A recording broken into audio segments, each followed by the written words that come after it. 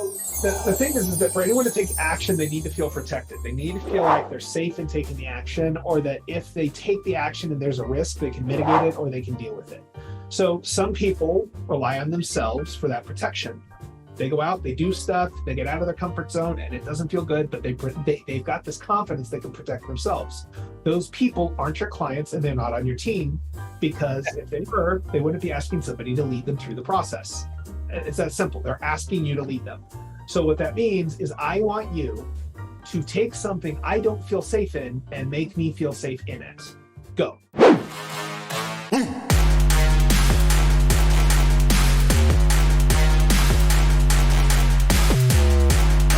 These are real buyers that will show up. We write letters for those. We're very specific in the letters that we write. So let's say it's Nick Baldwin.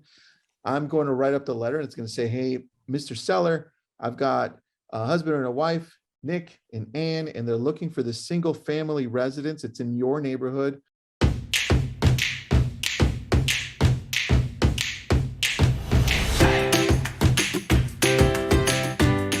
Good morning, good afternoon, LabCoatAgents, depending on where you're at in the country. Brian Curtis here today, and I'm very excited about doing this webinar today. I've got a friend, a coach, a mentor with me. His name's Aanderud. Many of you probably haven't heard of him, but after today, hopefully you'll get introduced and be excited about that. I'm just going to preface this real quick, and then I'm going to let Alex introduce himself. But Alex has been working with my team now for about 4.5, 5 months, and we've really appreciated the opportunities he brought in. You know, as we go through this changing market and all the different things that are going on out there, sometimes we need leadership outside of our organization. So I think that's what Alex has provided for us, and it's given us an opportunity to look at our strengths and weaknesses and make adjustments. It's always amazing to have that. So without any further ado, Alex, I'll let you introduce yourself, and then we'll go ahead and get started talking about what we need to do as we shift in this new market. Awesome. Well, thank you so much for the introduction, Brian. A little bit about myself. My name is Alex Aanderud. I got a background as an engineer supporting experimental flight tests for Boeing and the U.S. military. My specialty was being able to identify patterns and streamline processes, being able to see why something wasn't working and how do we tweak it so that we can be the most efficient and most effective we could be. Flash forward, as I was working as an engineer, I started studying NLP, advanced integrative psychology, got introduced to DISC assessment, different psychometric assessments, and now I've become really an industry leader in helping people understand their people. What's going on? Why are the people thinking the way that they are? Being able to see patterns that nobody else can, to understand a lot of the unconscious behaviors that are driving the actions and driving the culture of your organization. That's kind of what I bring to the table today, and I'm looking forward to having a discussion on it. So, you know, the title of this is taking a look at what we're doing, leading our team, leading our clients through this challenging, shifting market. So let's just talk about that. Like, where do you see the market going, and what is the number one skill that we're going to need, let's just say over the next 12 months and maybe into the next 3 or 4 years as we move forward? You see, it's interesting. I actually just had a conversation. Bill Pipes, he's one of the top sales trainer in the real estate world. Love the dude, absolute badass. Anyway, this guy, he and I were bantering, and it's like sales skills are essential. As a real estate agent, your ability to navigate sales, to have confidence, to know your scripts, know your process, to be able to overcome objections, they're critical. But in a market like what we have right now, as things are shifting and things are changing, people are emotionally triggered. Both the clients, the agents, the leadership, everyone's dealing with stuff. And your sales skills, well, they're still going to be essential. The skill that's going to be really the defining factor that helps you move into success over the next year, really the next 5 years, it's going to be your leadership skills, your influence skills that are going to be able to define that success. Over a third, I heard a statistic, over a third of the real estate agents currently in production are going to be gone within the next 5 years. Crazy. Yeah. And really the deciding factor is not just their sales skill, it's their ability to lead people, because that's going to determine their income and if they can be profitable in stressful times. So yeah, let's talk about that, because there's probably people watching and here and go, I've been a successful real estate agent for 4, 5, 6, 7 years, or maybe some people who have just been in it for the last couple of years. What's different? Why is leadership so important now, and no one was talking about it 24 months ago? You see, 24 months ago, it was just, it became a matter. There was excess inventory. It was, there was more people looking to buy. Money was being interjected into the market, so there was more people with disposable cash. The interest rates had shifted. There was a lot of stimuli. Like there was just so much things going on in the real estate world that it became, how did my clients? So I'm working with Corinne Wynn's team out in Arizona, and one of the agents on her team, it's like, it really came down. We went from having to be skilled agents for years to being order takers.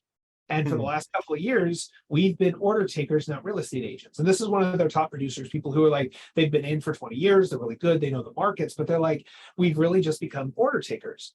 But that does two things. People who are new to the real estate industry don't know what it takes to be able to navigate that. And people who've been in for a long time have gotten comfortable and are starting to put the ownership. This is the key. They're starting to put the ownership of action on their clients instead of them as a leader to get their clients to take action.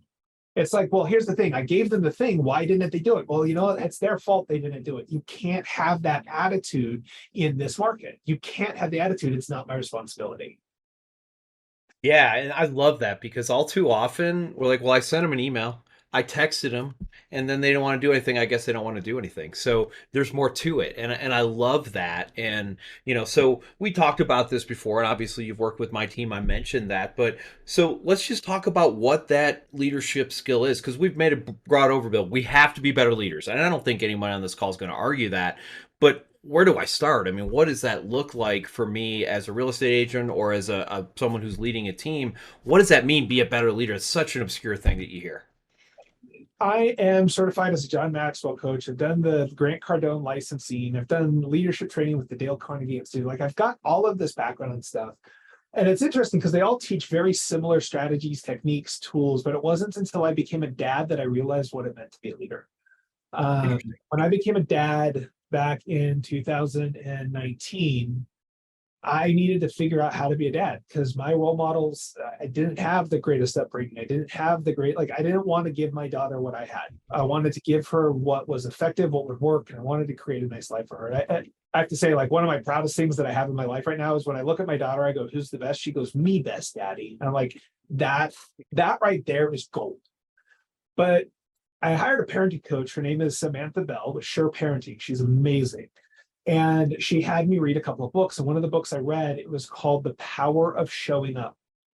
And in the book, it talked about a concept of attachment theory, which I'd never heard about. Like, it's just not something that I learned. Even in all my studies of psychology and all this stuff, it never came across my desk. And what it says is basically, in order for your kid to develop the confidence to go out and face the world by themselves, they need to have a secure base to start at. And so it talks about, as a parent, you need to help your kid be seen, be safe, and you have to soothe them because they can't regulate their own emotions. So they rely on you as a parent to co-regulate their emotions. You have to help them feel security, that you've got protection and stuff like they've got all of these concepts. It's like soothing and security for your infant. And I've done that with my daughter, and it's so cool because I can see the difference when she leaves me and she says, bye-bye, daddy, because she knows I'll be there. She knows no matter what, I'll be there. And with other people, she flips out because it's like, I don't know if you're going to be there or not. But the more that I thought about it, and this is why leadership's important here, is because I'm actually leading my daughter. And I started looking at my real estate teams. I'm working with a bunch of teams, somewhere between 20 to 150 agents on each of their teams. And as I looked at it, we started looking at people who were leading the teams and why were we having the attrition? And in the model, what I noticed was there was always one of 5 aspects that caused somebody to leave a team. And then we started looking at clients. Started going, what about the clients? Does this model work? And I go, yeah, it does.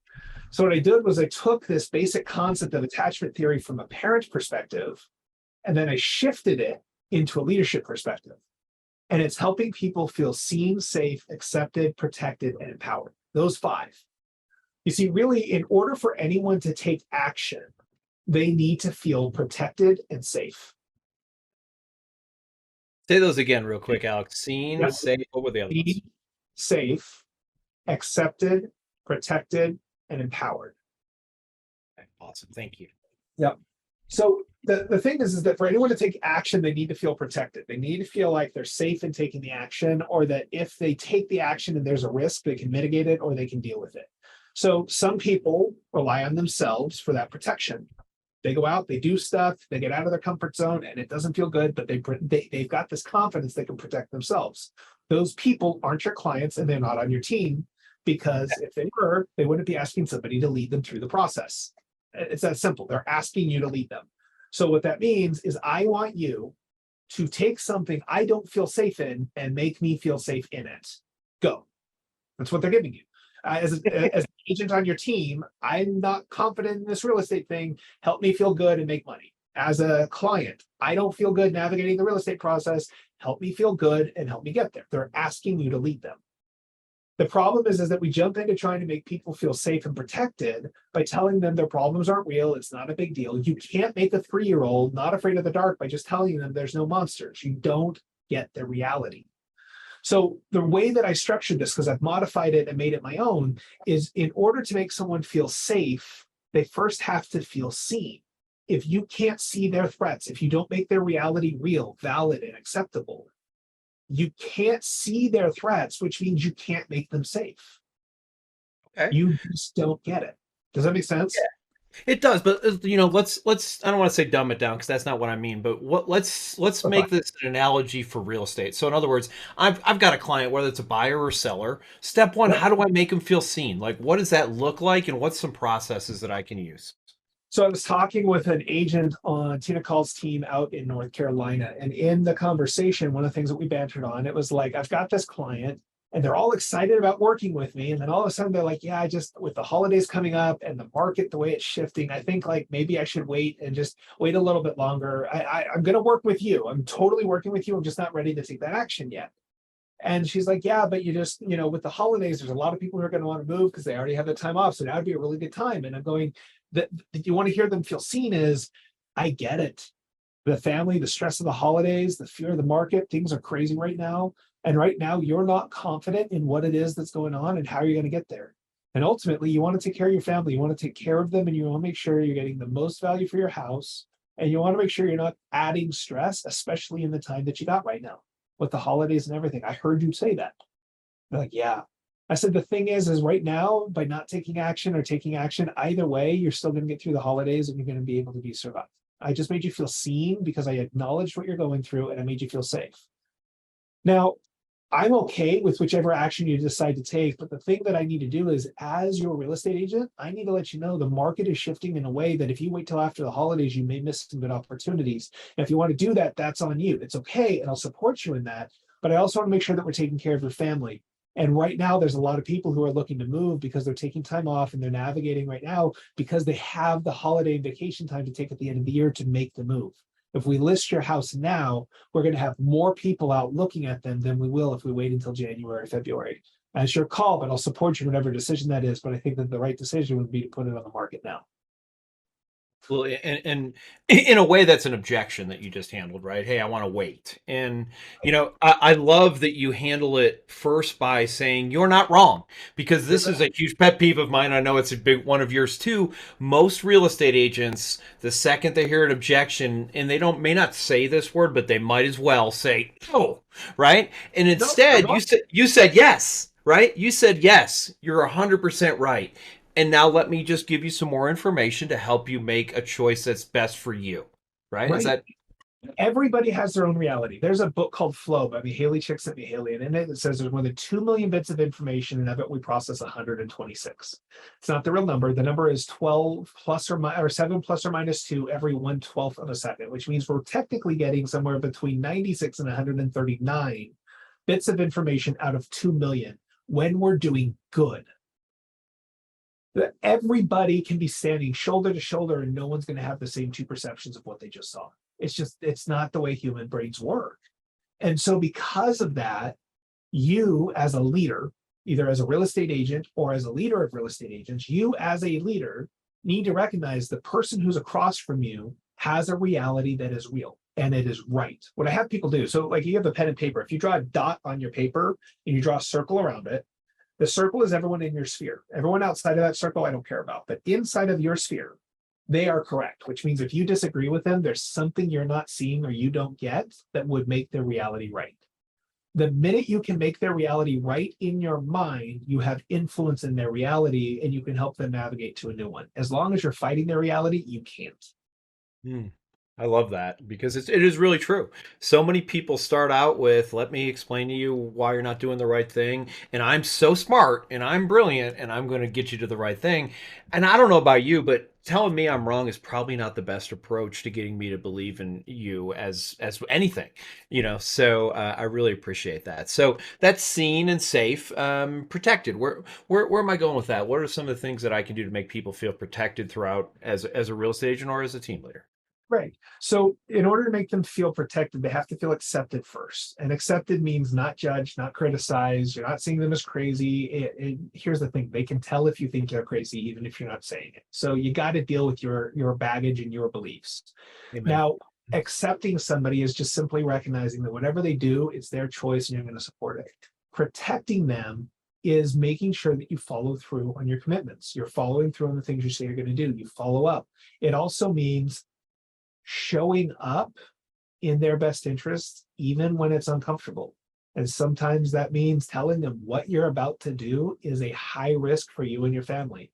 It's like, yeah, but I don't want to push them. I'm going, you're not protecting them if you let them walk off a cliff. Like, it doesn't protect them. So you've got to come with heart, and you got to not tell them that they're stupid and wrong for going the wrong direction, but you also need to do your effort in making sure that they are making the best decision for them. So that means giving them all the information. How do you make someone feel protected? It's that you show up, that you show up for them in their interest, even if it's against your own. I talk with a bunch of different brokerages. There's Keller Williams, EXP, Real, there's Engel and Volcker, there's Codwell Bank. Like, there's all of these different brokerages out there, and I can sit and I can sell you on any of them. I can tell you the benefit, the cost, the compensation, how does it work, what's the structure. I can also tear any one of them apart. So what I'm going to do is I'm going to have a conversation with you, and I'm going to give you the information so you can make the right decision.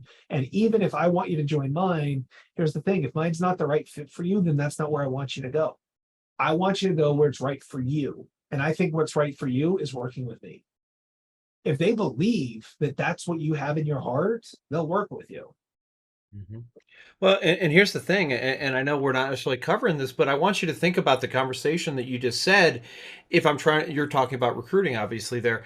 Why would I want to recruit somebody who I had to just beat over the top of the head and basically bully them into joining my organization? Because once they join my organization, what, I have to bully them and beat them into everything we do? That's, first of all, I don't want to live that way. And second of all, it's a miserable thing for them.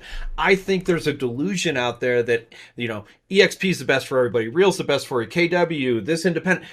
Nothing is right for everybody. And so we have to be flexible as leaders and accept that, hey, maybe this person is not someone who belongs at company X, and that's okay. Because what is there, like 2 million realtors in the country? Most of us are not looking to recruit 2 million people to our team. There's plenty of opportunities out there and move on from the people who aren't a fit. It's okay.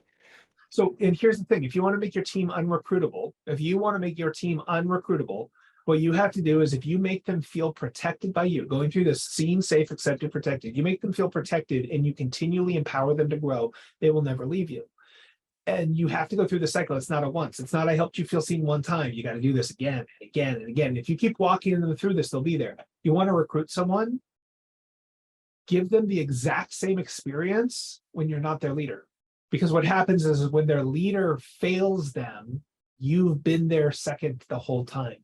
You've been providing value the whole time. When they had an issue with their leader, here's the thing: somebody called me up and they were like, I've got this guy, he's calling me, he's got a major brokerage and I want to pull him into Real. And I said, awesome. Okay. They said, how do I do it? I said, you will fail. They go, what do you mean? I said, you want to pull him into Real, you're going to fail.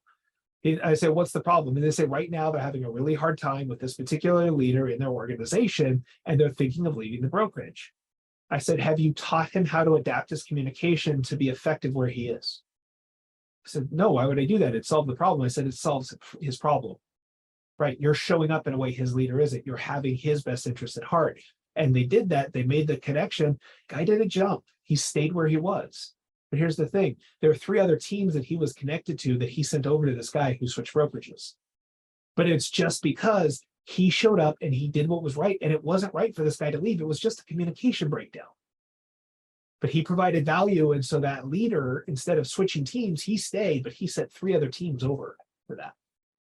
Yeah. At the end of the day, they got the result they wanted and better. And, and think about it, at some point in time, who knows, maybe that guy does move over, or maybe he sends more referrals, but you're leading with what's in best interest of other people instead of just what's the best interest of myself, is what I hear from that story as well. It is. And it's funny because it's like, I just got back from EXPCon, and I was at EXPCon. I had very similar conversation with another person. It's okay, so how do we have this recruiting conversation and how do we pull people in? And I go, you be the second leader. You just show up and provide value and pour into people, because when something goes wrong, either their leader is going to fix it or they're going to look for a new leader. And have you established you're a trustworthy leader? Like, it's really that simple.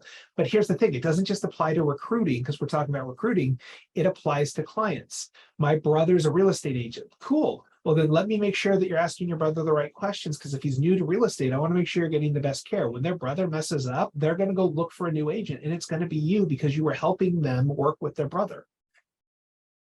Amazing. Yeah, and most people don't think that way. I love the concept of whatever I give, it comes back to me tenfold. So if I just go out and give and give and give and give, I'm going to be wealthy, right? So, and that may not be the exact thing you were saying there, but that's what I took from that. I heard that as you said it, like, look, we're giving to this person. And here's the thing, guys, I will tell you, just because you help somebody doesn't mean they're going to join your team. Just because you help somebody doesn't mean they're going to be your client. But it's a great way to live your life. And a lot of times it comes back, and it comes back in ways we never see, right? The person who was doing the recruiting probably didn't think that 3 other teams were coming. They were trying to recruit this guy, but that's okay, because they still ultimately got what they wanted, which was more people inside of their team. So awesome. Well, let's cover the last one real quick. So, because we're pretty short on time, we got some other things we want to cover. Let's talk about empowered, because I love that word, and I would like to hear how you're helping people empower people, both clients and people on teams. So empowering people, once they feel protected, I'm by your side, you can go to places that are scary because you know that you've got someone with you.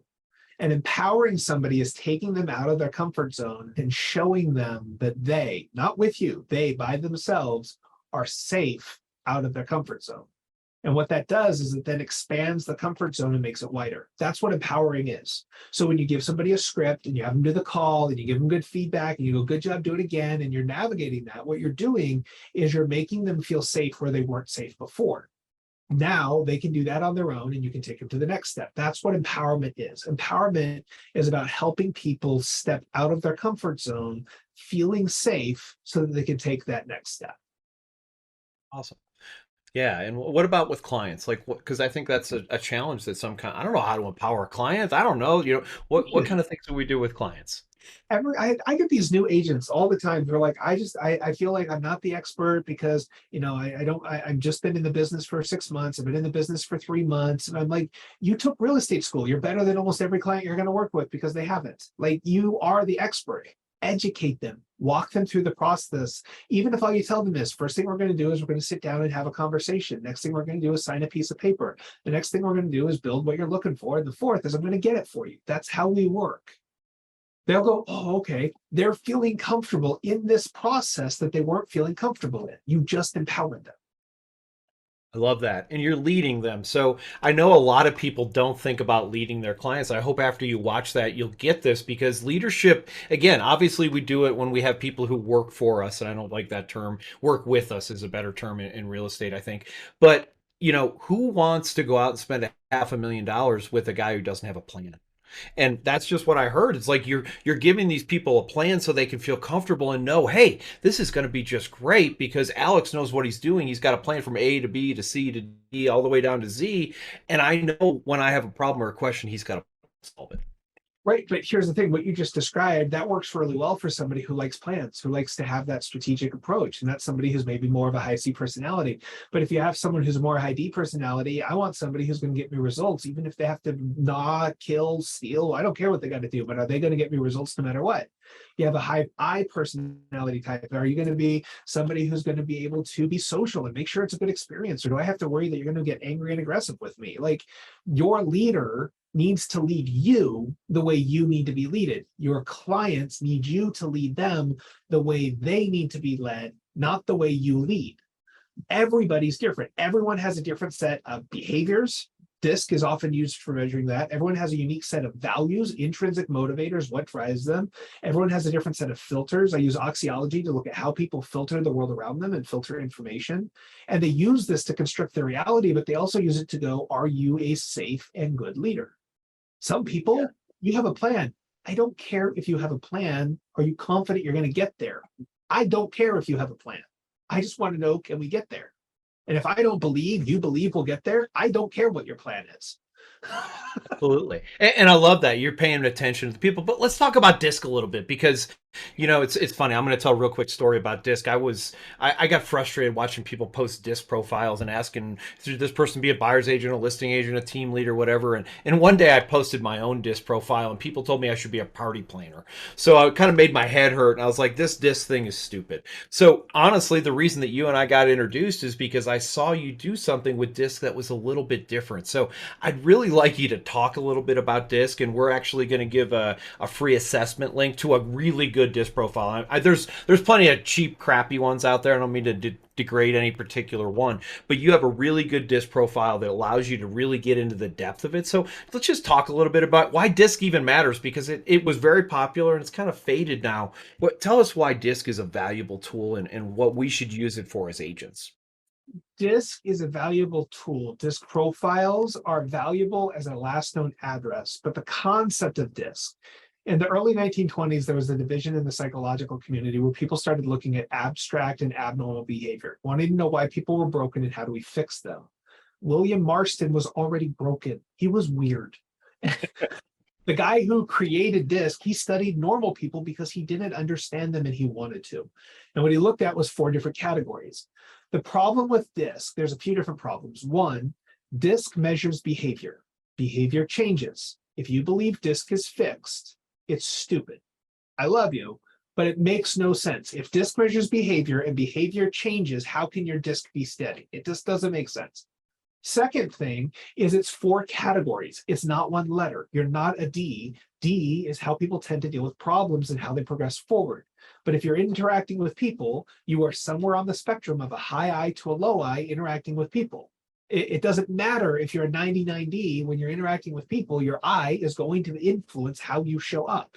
So you have to look at all 4 categories. The second is it's not a high D, low D score. It is a spectrum, and people operate within the spectrum.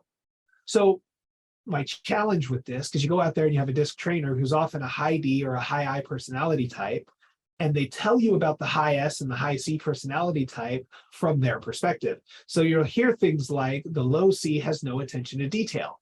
The low C has attention to detail, just not the high Ds, because they don't care what the D is telling them to do. So it's not that they can't pay attention to detail, they just don't pay attention to the detail that's important to the person talking. Same thing, the high S's, they're people pleasers, they're pushovers. No, they just don't care enough to fight with you. And so the high D is like, oh yeah, I can do this because it's not that big a deal to them. I'm like, no, they just don't care enough to fight with you because they think it's stupid and it's just not worth the effort. And so they're more stable personality types. They're able to handle a lot more. It doesn't mean they're pushovers. It means that they're secretly plotting how to kill you. It's okay. Especially I raised my hand talking about that. So right. Well, especially, right? Especially, Brian, that high D who stands up and tells you from stage you're a people pleaser, you're like, I'll kill you. I'll show you how pleased I am with that. Like there's this unpeace, and it's funny. You're not going to do anything with it. But if you don't see that personality, the high C, they don't care about results. They're always trying to put up red tape. No. High C wants a quality guaranteed result every time, and by following the process, you can get there. The problem is that everyone thinks there's a good profile. Everyone thinks that the right profile is this particular type, and everyone judges profiles that aren't theirs. It was so funny. I heard Eric Thomas. I love the guy. He got up and was talking about racism and how we need to like eradicate racism and how there's all of these problems and that judging people based on the color of their skin. And then he went off and said, and you know what, if you're a high D, this is the kind of person you are. And if you're a high I, this is the, I'm like, he's literally doing DISCism. Like we're literally judging people based upon their DISC profile. As opposed to looking at the strengths and the weaknesses of all the different profiles, you're looking at theirs and going, it's different than mine, it's wrong. It's crazy. And I'm sure we could spend about 3, 4, 5, 10 hours talking about this. Unfortunately, we don't have that kind of time, but I love this. So let's just talk about just some practicality moving forward. So anybody who's watching this is so before I do that, I've got a quick question from Mary. Mary says, how often do you use DISC? I'm not 100% sure what that means, but I'm going to give you a chance to answer it. Mary, I use just every interaction that I have with somebody. I've gotten to the point that I can cold read someone's disc profile in about 30 seconds of talking to them. And one of the benefits, it's not using disc like I know Brian's profile, I can tell you his scores. It's understanding the spectrums of each of the categories because it gives you a language to talk to somebody and a place to go find them. And so how often do you use DISC? It's really about just being able to use it as a common language to step into other people's reality. So for instance, and this will be a quick example, a high D wants to move forward quickly and a low D wants to make sure when they move forward, they're doing it the right way. So a high D wants to hit a wall and bounce off fast so that way they can keep moving. The low D goes, why hit the wall? The high D goes, because we're keep moving. If you don't have a common language to understand, one has an anxiety from not moving, and the other has an anxiety from doing it the wrong way, all of a sudden you guys just don't understand each other's reality. So thank you. I see you said you got it, but it's just that idea of using it as a common language so that you can step into and out of different people's perspectives. That's amazing. And by the way, I just put this in the chat if anybody's interested. Alex has offered free disc profiles. If you were to go and do this disc profile and get the same quality, you're probably looking at what, about a $20 profile? Is that what that costs just for that? Yeah. So I will say this, take an opportunity, because again, I've Googled discs and they don't give you any information until you pay for it most of the time. This is a very valuable disc profile and will help you. So if you're a team leader, do it. If you're an individual agent, do it. And then, Alex, tell us if you look at that disc profile, I pull it up, I'm like, okay, these are my scores and these are my values, and what the heck do I do with it? How can you help, and what can you do if that's something that somebody's like, I really want to learn some more. I want to get some better ideas about, I got these numbers, but what the heck do I do next? So there's a few different things. Anyone who, if you can put my email in the chat, anyone who takes a profile and emails me, I'll give you free access to a course called Insights to Your Genius, which walks you through the profile and gives you some detailed information. The profile is 3 separate assessments. It's not just DISC. DISC is only one, behavior. Values is motivators. What are you motivated to do and why? And then Oxyology, which looks at how you filter information. So those who want to understand their steps better, email me, let me know. I'm happy to give you access to the course. The other option is I can do a one-on-one profile debrief. I can sit down with you for 30 minutes, 40 minutes and walk you through your profile and teach you what I see in the patterns.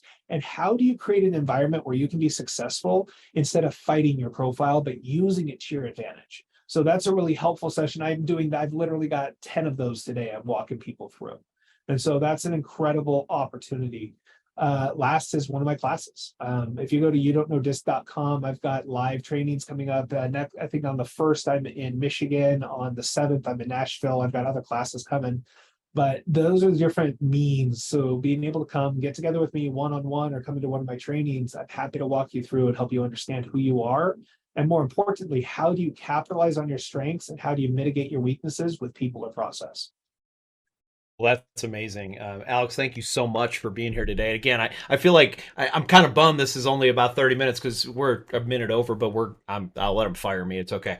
But, it's just so much good information. And, there's nothing more important than working on yourself as the market shifts is what I'm thinking. Like, I've got to learn where my strengths and weaknesses are. We've done SWOT, strengths, weaknesses, opportunities, and threats. And right now we all need to look at that because the market's changing. Whether you like that or not, that's the thing we can't control. What you control is what you do with it. So so cool. And you mentioned the SWOT for any team leaders, anyone who's leading a team, running profiles for your entire organization and having me do an analysis of the strengths, weaknesses, opportunities, and threats and how you thrive is going to be essential, especially if you're looking at hiring people or growing and expanding. Those 2 things, you need to make sure you have a solid foundation. And if you don't know your people, you will be creating problems in the foundation of your company. So thank you guys for the time. Thank you for having me. I love bantering this stuff. Always happy to hop on and have a conversation. So appreciate the time. Thank you, Alex. Just give us 30 more seconds. I want to do some cleanup for everybody. So again, thanks everybody for Alex. Reach out to him. There's a replay that's coming. I posted that in the chat. So if you want to see the replay, it's in there. There was a lot of good stuff that we went over really quick. So, slowing it down and maybe trying to, really get that to ingrain might be worth your time. And then there's some different opportunities. So you don't know dis.com. And there's also a link to get your free dis profile. So, there's a lot of free stuff in here today. And, take a look at that and see if it's something that can benefit you. And then I've got Alex's email in there as well. So reach out to him.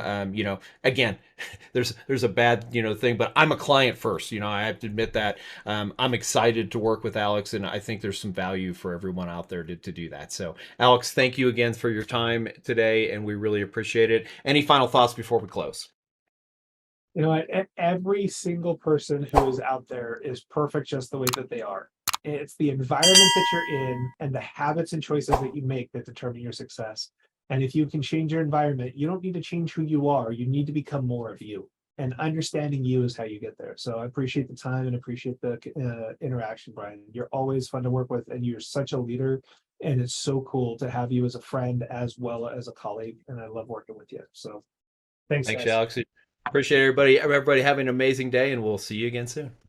Bye.